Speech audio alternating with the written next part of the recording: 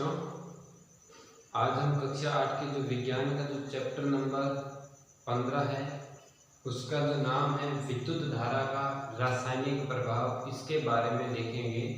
तो देखो, विद्युत धारा के रासायनिक प्रभाव यानी chemical effects of electrical current, यानी इस चैप्टर के अंदर पूरा जो अपन विस्तार से पढ़ने वाले वो करंट के बारे में और किस प्रकार का विद्युत धारा का रासायनिक प्रभाव के बारे में पढ़ने वाले हैं। देखो, आप पीछे की जो कक्षा थी ना, उसके अंदर हम ये भी पढ़ चुके थे कि सुचालक कुचालक तारों के बारे में एक दूसरे से जोड़ते थे। इस प्रकार से विद्युत के बारे में थोड़ा बहुत हम पीछे भी पढ़ चुके हैं, लेकिन इस कक्षा के अंदर कक्षा 8 में हम जो पढ़ने वाले हैं वो विद्युत धारा का रासायनिक प्रभाव पढ़ने वाले हैं। तो देखते हैं कि रासायनिक प्रभाव होता क्या है। तो ध्यान दें कि विद्युत धारा का रासायनिक प्रभाव जब किसी चालक या चालक में विद्युत धारा प्रवाहित करने पर, यानी जिस उसमें करंट प्रवाहित करेंगे, जिससे धारा मतलब करंट बहुत अपनी भाषा के अंदर प्रवाहित करने पर रासायनिक अभिक्रिया होती है। वहां पर क्या होगी? रासायनिक अभिक्रिया होगी और इसके कारण इलेक्ट्रोड के ऊपर निक्षेप दिखाई देता है, जिसे विद्युत धारा का क्या कहते हैं? रासायनिक प्रभाव कहते हैं। तो इसी के हम आगे कुछ एग्जाम्पल लेके इसको विस्तार से समझेंगे क्या होता है ये रासायनिक प्रभाव। लेकिन उससे छोटी छोटी कुछ बातें जो है नॉर्मल्स, जो अपने को ध्यान में रखना पड़ेगा। देखिए क्या है, नाम से पता चल रहा है विद्युत धारा, तो पहले तो अपने विद्युत धारा के बारे में पता होना चाहिए कि होता क्या है विद्युत धारा। बाकी विद्युत धारा का मैं पूरा टॉपिक्स आपको नहीं बताने वाला, क्योंकि विद्युत धारा का जो इसका फॉर्मूले वगैरह जितने भी है सारे के सारे कब काम आएंगे? कक्षा 10वीं के अंदर आपको चैप्टर मिलेगा पार्ट नंबर 10। तो तब तक आप इसको थोड़ा सा एक बार डेफिनेशन ध्यान रख लें, परिभाषा ध्यान रख लें। देखो क्या है विद्युत धारा, यानी किसी विद्युत परिपथ में आवेशों के प्रवाह की जो दर होगा उसे क्या कहते हैं? विद्युत धारा कहते हैं। जब आवेश उसमें गति करेंगे, आवेश प्रवाह होंगे, उसी समय उसमें क्या होगा? करंट उत्पन्न होता है, जिसे अपन अपनी भाषा में करंट बोलते हैं। अपन कहता है ना, कई बार किसी तार के वगैरह हाथ में लग जाता है, अपन कहते हैं झटका आ गया, है ना। तो उसको उसमें विद्युत धारा क्या हो रही थी? प्रवाहित हो रही थी। जब बंद कर दे तार को या खुला तार पड़ा है, उसमें करंट नहीं आ रहा है, इसका मतलब क्या है? उसमें विद्युत धारा प्रवाहित नहीं हो रही है। चलो ठीक है, अब इसके बारे में अपन आगे की नेक्स्ट कक्षाओं में पढ़ेंगे। जो अपना चैप्टर दे रखा है उसके माध्यम से हम स्टार्ट करते हैं। देखिए, विद्युत धारा के चालन। विद्युत धारा के चालन हमने पीछे की कक्षा में भी पढ़ चुके हैं। जैसे आपने देखा कि विद्युत का एक तो सुचालक देखा, और क्या देखा? विद्युत का कुचालक। एक और होता है प्यारे बच्चों, उसका भी हम नॉर्मल थोड़ा सा देख लेते हैं, उसको भी हम देखेंगे इनके बाद में। क्या होता है? अर्धचालक। क्या होता है? अर्धचालक। चलो देखते हैं। तो मैं सबसे पहले आपको बता दूं कि कक्षा 6 के अंदर 7th के अंदर आपने इस तरीके से कुछ देखा होगा कि जब हम कोई भी किसी भी चेक करते हैं कि इसमें करंट है कि नहीं है, लेकिन हमने किससे चेक किया था? सेल से चेक किया था। तो उसके अंदर हमने देखा था कि एक सेल लिया था और एक हमने क्या लिया था? टेस्टर लिया था। ये टेस्टर बना रहे थे या नहीं था? बना रहे थे टेस्टर। तो वो टेस्टर जो बना रहे थे, उस टेस्टर को क्या कहते हैं विज्ञान की भाषा में? सहपरिचित्र कहते हैं, यानी टेस्टर कहते हैं। वह यंत्र जो विद्युत धारा का क्या कराए? ज्ञान कराए। विद्युत धारा का ज्ञान कराए, उसे क्या कहेंगे? टेस्टर कहेंगे, सहपरिचित्र कहते हैं। हमने देखो कक्षा 6 के अंदर इस तरीके से देखा था, याद करो, कुछ याद आ रहा होगा कि अपने पास एक सेल था। अपने पास क्या था? एक सेल था। सेल के 2 सिरे थे और दोनों सिरों में से आपने क्या किया था? 2 वायर्स लिए थे, 2 तार लिए थे, और एक तार आपने क्या किया था? इसके बीच में बल्ब लगाया था। चेक कर रहे थे कि करंट है कि नहीं है। आपने एक पेचकस लिया था, याद आ रहा हो आपको।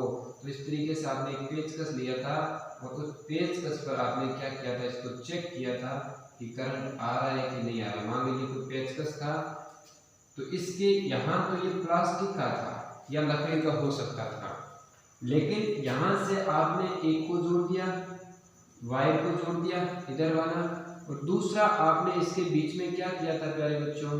बल्ब लगा दिया था। बल्ब लगाने के बाद इसका जो दूसरा सिरा था आपने इसके टच किया, टच करने पर यदि बल्ब क्या होता था, जलता था, दीप्त होता था, तब आप कहते थे कि हाँ इसमें करंट विद्युत धारा प्रवाहित होती है। कुछ एग्जांपल्स इस तरीके से हमने देखे, आपको सपरिचित क्षेत्र के कुछ डायग्राम्स आपको स्क्रीन पर दिखाई दे रहे होंगे।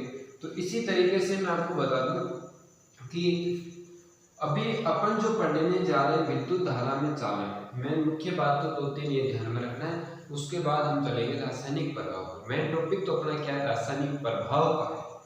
चलो अब बात करते हैं, हाँ इस टेस्ट के बारे में मैं बताता हूँ। इस तरीके से हमारे स्कूल के अंदर जो आपने प्रोग्राम रखा गया था विज्ञान दिवस पर, उस समय बच्चों ने भी बनाए थे, कक्षा 6 के, है ना, आपने देखा होगा। चलो देखिए बात करते हैं विद्युत का चालन। विद्युत का चालन मतलब ऐसी वस्तु, ऐसे को नॉर्मल भाषा में देखते हैं, परिभाषा भाग में देखते हैं, जब कोई वस्तु है उसमें से यानी ऐसा कोई पदार्थ है या फिर जो भी है, कोई तार वगैरह है, उसके अंदर यदि करंट चल रहा है, करंट चल रहा है यानी विद्युत धारा का प्रवाह हो रहा है, तो विद्युत की क्या होगी, सुचालक होगी, पहली बात। दूसरी बात, यदि उसमें से विद्युत धारा का प्रवाह नहीं हो रहा है तो विद्युत की क्या होगी, कुचालक होगी, ठीक है। लेकिन एक 3 नंबर और आता है प्यारे बच्चों, मैं आपको लिखा तो नहीं रहा हूँ, बाकी आप इस नोट के अंदर लिख लेना, लिखना चाहें तो, जिसे अपन बोलते हैं अर्धचालक। ये भी अपने को ध्यान में रखना है, अर्धचालक। यानी इसमें आपको बता देता हूँ, देखो क्या होता है अर्धचालक के अंदर क्या होता है कि जब ऐसी मतलब ऐसा पदार्थ वगैरह जो भी है जिसको अपन बोल सकते हैं कि जिसके अंदर अपन ने करंट प्रभावित किया लेकिन उसमें चला नहीं, वो तो क्या था, कुचालक। जिसमें चला था उस सुचालक। लेकिन अर्धचालक के अंदर क्या होता है, जब उसके अंदर हम अशुद्धियों की मात्रा बढ़ा दें, अशुद्धियों की मात्रा बढ़ा दें या उसको हम गर्म करें तो वो कई बार क्या होता है, करंट प्रभावित यानी विद्युत धारा का प्रवाह करने लग जाता है। जब विद्युत धारा का प्रवाह करने लग जाएगा तो हम उसको क्या कहेंगे, अर्धचालक होता है, यानी थोड़ा बहुत करंट का प्रवाह करता है। और होता कैसे, जैसे डायोड वगैरह इस प्रकार के जो होते हैं वो अर्धचालक के अंदर आ जाते हैं, ठीक है। नॉर्मल चीज अपने को ध्यान में रखना इसके बारे में। अब मैं मुख्यतः बात कर रहा हूँ कि विद्युत का चालन, विद्युत का चालन का नाम क्या होता है, अच्छे चालक, विद्युत के अच्छे चालक, शानदार चालक। देखिए कैसे, विद्युत धारा, विद्युत का सुचालक वे पदार्थ जो अपने से होकर विद्युत धारा का क्या करें, प्रवाहित करें। जैसे मान लो मैंने कोई वायर ले लिया और उस वायर में से मैंने कहा कि इसमें करंट चल रहा है, इसका मतलब इसमें विद्युत धारा का प्रवाह हो रहा है, आई, विद्युत धारा को आई से दर्शाते हैं, आई का प्रवाह हो रहा है, इसलिए ये विद्युत का क्या होगा, सुचालक होगा। अब आपको कुछ एग्जांपल्स जैसे देखें, तांबे का तार, किसका तार, तांबे का तार, एल्यूमिनियम, इस प्रकार से लोहा वगैरह जिसके अंदर विद्युत का प्रवाह हो, धारा का प्रवाहित हो, तो वो विद्युत के क्या कहलाएंगे, अच्छे सुचालक या सुचालक कहलाते हैं। चलो देखें नेक्स्ट क्वेश्चन, विद्युत के कुचालक। देखो इसके कुछ एग्जांपल्स अपने लेके देखे थे कक्षा 6 में, टेस्ट के लकड़ी के हत्थे पर लगा के देख रहे थे बल्ब जल रहा है कि नहीं जल रहा है, तरीके से चेक किए थे। बात करता मैं विद्युत का कुचालक, वे पदार्थ जो अपने से होकर विद्युत धारा को प्रवाहित नहीं करे, उसे क्या कहते हैं, विद्युत का कुचालक कहते हैं। इसके एग्जांपल देखें, एग्जांपल जो बोल सकते हैं, इसके एग्जांपल अपन देखें तो प्लास्टिक, इसका नहीं लिखा रहा मैं, इसका लिखा रहा हूं, ठीक है, इसका लिखा रहा, ध्यान देना। प्लास्टिक हो सकता है, या फिर अपन रबड़ बोल सकते हैं, क्या बोल सकते हैं, रबड़, प्लास्टिक, रबड़, या फिर लकड़ी। आपने का कई बार जब करंट आता है तो लकड़ी का सहारा लेते हैं, लकड़ी से छुड़ाने की कोशिश करते हैं। या फिर हमने देखा कि जब अपने घरों में या खेतों में जब तार वगैरह लगाया जाता है तो लकड़ी से लगाया जाता है, उसकी जगह आप लेके देखिए लोहे की छड़, पता चलेगा। तो उस समय होता क्या है, उसी को क्यों लेते हैं, क्योंकि विद्युत की क्या होती है, कुचालक होती है, जिससे उसमें करंट नहीं आ सके, विद्युत धारा का प्रवाह नहीं हो सके, इसीलिए उसका प्रयोग करते हैं। चलो प्लास्टिक आपने देखा अपने घरों के अंदर तार वगैरह प्रयोग होते हैं, उसके ऊपर प्लास्टिक लगा होता है जिसके अपने क्या होता है करंट नहीं आता है, यानी विद्युत धारा का उसमें प्रवाहित नहीं होता है, उसके अंदर तो चल रहा है क्योंकि अंदर तांबे का तार है, एल्यूमिनियम का तार है, तो ये वहां पर काम लिया जाता है। इसलिए प्लास्टिक, रबड़, लकड़ी ये सारा सिस्टम किस में आ गया अपने विद्युत के कुचालक यानी हीन चालक, बिल्कुल इनमें करंट नहीं आता है, उसके अंदर आ गया। तो अब आपको ध्यान में क्या रखना है, मेन मुख्य बातें इस चैप्टर्स के अंदर आपको मेन तो परिभाषा तो याद रखनी है, विद्युत धारा का रासायनिक प्रभाव और विद्युत धारा का किसे कहते हैं विद्युत धारा जो होता है उसको आई से लिखा जाता है, ये सारा सिस्टम फॉर्मूले वगैरह ये आगे की कक्षा में करेंगे। मुख्य बातें अपने को ध्यान में रखनी है, विद्युत धारा का चालन, विद्युत का सुचालक और विद्युत का कुचालक। 3 नंबर कौन था, अर्धचालक। ये 3 प्रकार के विद्युत के क्या हो गए, चालन हो गए। फिर हमने दोनों की परिभाषाओं के बारे में देखा। तो ऐसे ही आपने पीछे की कक्षाओं में बहुत इसके अध्ययन कर चुके हैं, मैं आपको बता भी चुका हूँ बहुत इनके बारे में, लेकिन थोड़ा बहुत अपने को इनमें ध्यान में रखना था, हमने देख लिया।